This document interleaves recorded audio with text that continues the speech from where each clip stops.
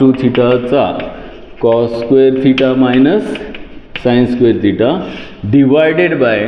हा जो 1 आहे काय नाही म्हणजे 1 साठी आयडेंटिटी काय वापरू शकतो आपण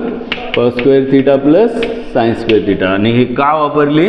तर न्यूमरेटर डिनॉमिनेटरला म्हणजेच अंशाला आणि छेदाला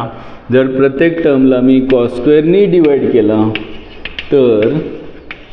संपूर्ण फंक्शन किंवा संपूर्ण रिझल्ट कशामध्ये येईल तर टॅनमध्ये. इथे कॉस स्क्वेअर कॅन्सल झाला 1 येणार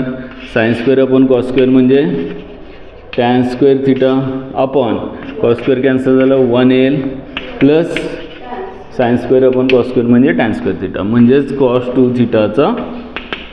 टॅनच्या फॉर्ममध्ये रिझल्ट काय मिळतो आपल्याला 1 minus tan square theta upon 1 minus tan square theta upon 1 plus tan square theta.